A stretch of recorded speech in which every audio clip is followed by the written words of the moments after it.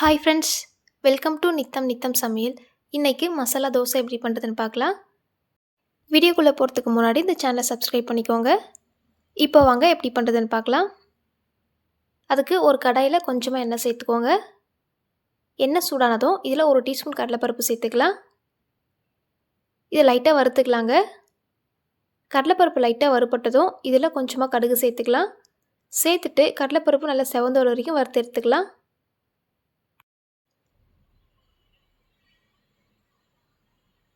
இப்போ பாருங்கள், கடலைப்பருப்பு செவந்து வந்திருக்கு. இதில் நம்ம கட் பண்ணி வச்சுருக்க வெங்காயம் சேர்த்துக்கலாம். நான் ஒரு மீடியம் சைஸ் வெங்காயத்தை கட் பண்ணி வச்சுருந்தேன், அதை இதில் சேர்த்துக்கிறேன். இது கூடவே கொஞ்சமாக பச்சை மிளகாய் சேர்த்துக்கலாங்க. 2 பச்சை மிளகாவை குட்டி குட்டியாக கட் பண்ணிவிட்டு சேர்த்துக்கோங்க. சேர்த்துட்டு இது நல்லா வதக்கிக்கலாம்.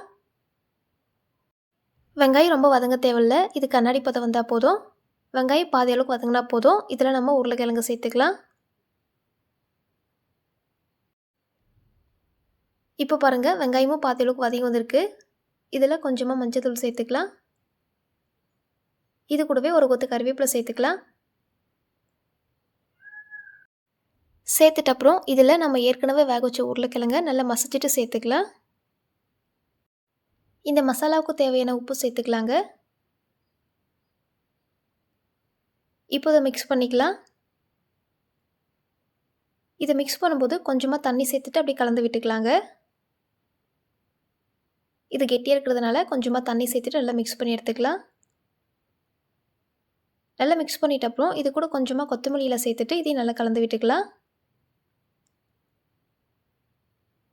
ஸ்டவ்வை மீடியம் ஹீட்டில் வச்சுட்டு நல்லா கலந்து விட்டுக்கலாங்க. இப்போ பாருங்கள், உருளைக்கிழங்கு நல்லா கெட்டியாகிட்டு வந்திருக்கு. இந்த மாதிரி வந்ததும் ஸ்டவ் ஆஃப் பண்ணிடலாம். இது இப்போ அப்படியே ஒரு ஓரமாக இருக்கட்டுங்க. இப்போ நம்ம தோசை ஊற்றிக்கலாம். தோசைக்கல் நல்லா சூடானதும் இதில் தோசை ஊற்றிக்கலாங்க.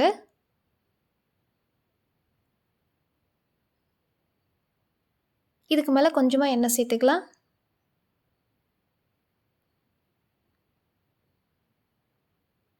ஒரு டீஸ்பூன் போல் எண்ணெய் சேர்த்துக்கோங்க. மசாலா தோசைக்கு எண்ணெய் சேர்த்தா தான் நல்லாயிருக்கும், அதனால் கொஞ்சம் எக்ஸ்ட்ராவே சேர்த்துக்கோங்க. ஒரு பக்கம் தோசை வெந்ததும் இதை திருப்பி போட்டுக்கலாங்க. திருப்பி போட்டுட்டு இந்த பக்கம் ஒரு 10 செகண்ட் மட்டும் வெந்தால் போதும். தோசை நல்லா வெந்து வந்ததும் நம்ம ஏற்கனவே ரெடி பண்ணி வச்சுருக்க உருளைக்கிழங்கு மசாலாவை இதுக்குள்ளே வச்சுக்கலாம். உங்களுக்கு எவ்வளோ மசாலா தேவையோ அந்த அளவுக்கு நீங்கள் வச்சுக்கோங்க. இப்போ இதை மடித்து எடுத்துக்கலாம். அவ்வளோதாங்க, நல்ல கிறிஸ்பியான ஒரு மசாலா தோசை ரெடி.